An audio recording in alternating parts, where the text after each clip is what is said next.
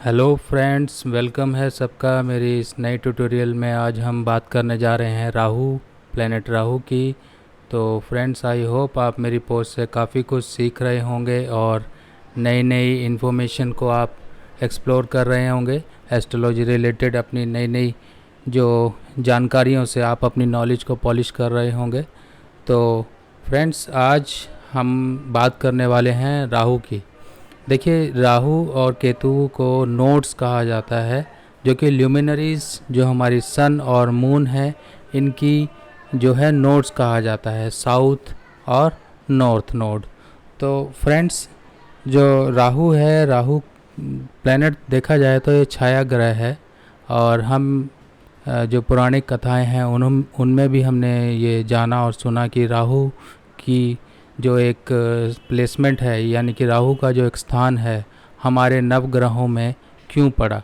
क्योंकि राहु ने जो है छल करके अमृत ग्रहण किया, जो कि देवताओं के लिए था। मगर अब जब उन्होंने अमृत ग्रहण ही कर लिया था तो उनको देवताओं की श्रेणी में रखा गया, क्योंकि वो जो अमृत है, अमृत सिर्फ देवताओं के लिए था। और देवताओं की श्रेणी में इनको राहु को जो है वो अमृत ही लेकर आया। तो राहु और केतु दरअसल एक ही प्लेनेट होते हैं, क्योंकि अब जो है विष्णु जी के चक्र से राहु का जो है सर अलग हो गया था और केतु रूप में धड़ अलग रह गया था। तो राहु को अगर हम समझे, राहु एक सांप है, ठीक है। सांप का सिर जो है वो राहु है, और जो बाकी का हिस्सा बचा, जिसे हम धड़ बोलते हैं, वो धड़ जो है वो केतु है। तो आज की जो ये पोस्ट है, इसमें हम सारा कुछ समझेंगे राहु के बारे में और क्या क्या इससे जुड़ी चीज़ें हैं। तो राहु जो है, सबसे पहले तो हम समझ लेते हैं कि कौन से सेक्स को डिनोट करता है। ये जो है मेल सेक्स को डिनोट करता है, और डायरेक्शन जो है साउथ वेस्ट डायरेक्शन है इसकी। और जो इनका बीज मंत्र है वो ओम ब्राम ब्रीम ब्रोम सह राहुवे नमः, ठीक है। इनका जो जप होगा वो 18,000 बार होगा, यानी कि 40 दिन का टाइम है कि 40 दिन में ये 18,000 बार का अगर ये जप किया जाता है तो राहु के पूर्ण जाप कहलाए जाएंगे, और राहु की जो कृपा है वो मिलेगी जातक को। पर यही है कि सच्ची निष्ठा और सच्चे मन से जो भी कार्य किया जाता है उसका फल तो ज़रूर मिलता है।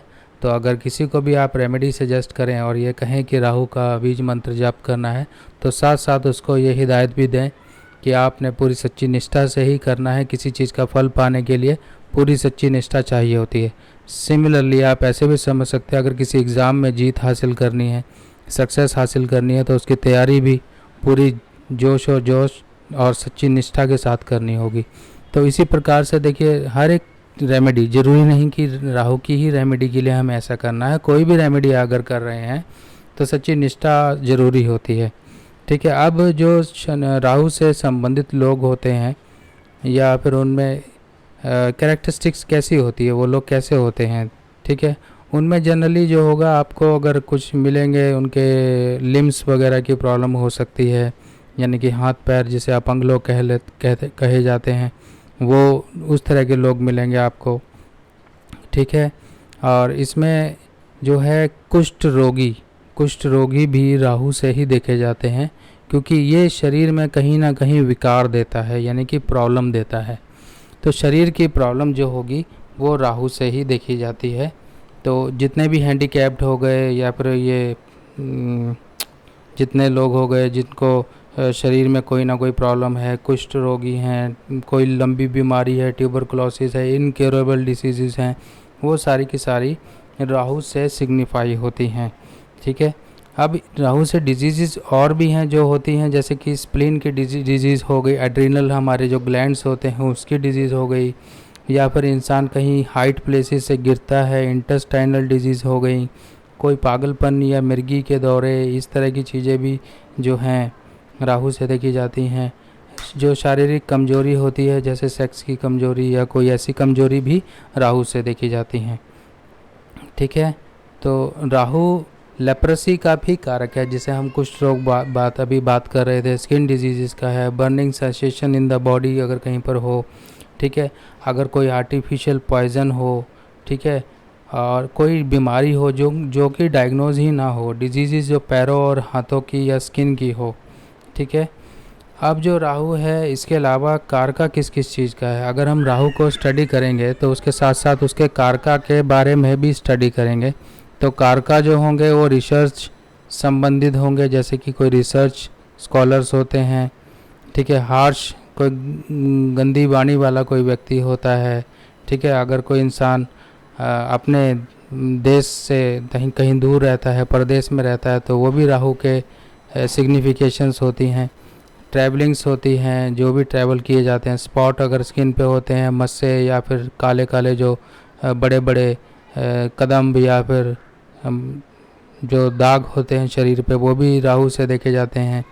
ठीक है। जितने भी रेप्टाइल हैं, जैसे कि सांप हो गए और ये जहरीले जो रेप्टाइल्स हैं, वो सारे के सारे राहु से देखे जाते हैं, क्योंकि राहु विष है। विष मतलब ये सांप का सिर है, तो विष जो होता है सांप के सिर में ही होता है, सिर के हिस्से में होता है। तो राहु, जितनी भी पॉइजनस जानवर हैं, जो रेप्टाइल्स हैं, वो सारे के सारे राहु से सिग्निफाई होंगे। बड़ी बड़ी जो आपदाएं होती हैं, जैसे आजकल कोरोना की आपदा चल रही है, ये भी राहु से देखी जाती है, क्योंकि ये इन्फेक्शन का कारक होता है। ठीक है।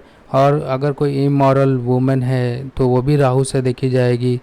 अगर इमॉरल वुमेन या फिर कोई चकला या सट इन तरह के लोगों से कांटेक्ट होता है, ये भी चकले वगैरह भी राहु से देखे जाते हैं। ठीक है। हमारे जो बुजुर्ग हैं, जैसे कि दादा वगैरह, वो भी राहु से देखे जाते हैं।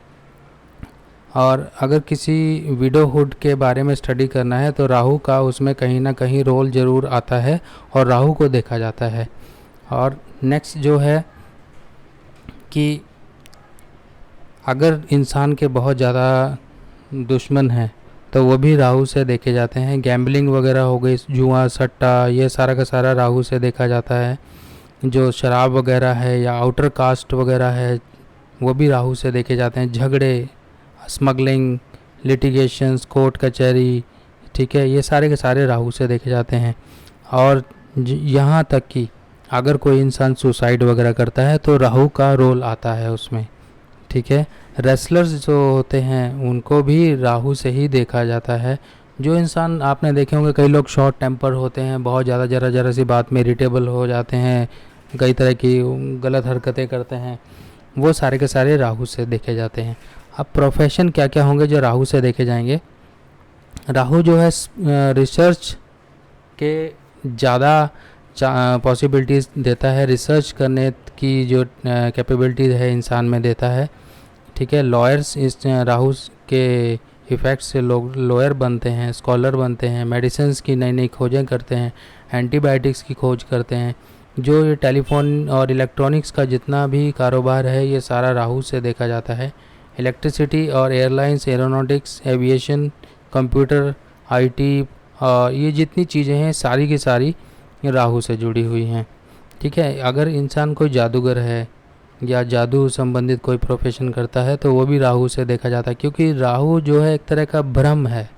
भ्रम यानी कि राहु जो है वो चीज़ है जो दिखती नहीं है। जैसे कि आप कोई वेव्स हैं, इलेक्ट्रॉनिक्स, आईटी, ये टेलीफोन, ये जितनी भी वेव्स हैं, जितनी भी फ्रीक्वेंसीज़ हैं, ये सारी की सारी राहु से ही डिनोट की जाती हैं।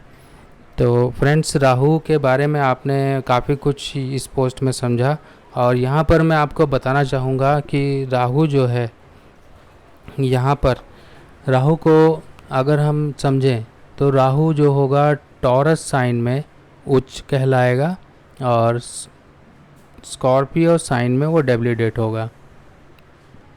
और जो इसकी फ्रेंडली साइन होगी वो जेमिनी साइन है। तो यहाँ पर देख लीजिए, यहाँ पर राहु फ्रेंडली साइन में है, तो यहाँ पर राहु 7th हाउस में है। अब हम 7th हाउस के बारे में समझेंगे। राहु को 7th हाउस में अच्छा नहीं माना जाता है, क्योंकि राहु जो है 7th हाउस में कहीं ना कहीं मैरिज संबंधी डिले या प्रॉब्लम्स वगैरह क्रिएट करता है। ठीक है। और राहु से काल सर्प दोष भी देखे जाते हैं, क्योंकि राहु के एक्सिस में जो प्लैनेट्स आ जाते हैं, यानी कि मान लीजिए राहु यहाँ पर है 7th हाउस में और केतु यहाँ पर है 1st हाउस में, और यहाँ पर आप देख रहे हैं चारों तरफ की प्लैनेट किसी न किसी हाउसेस में हैं।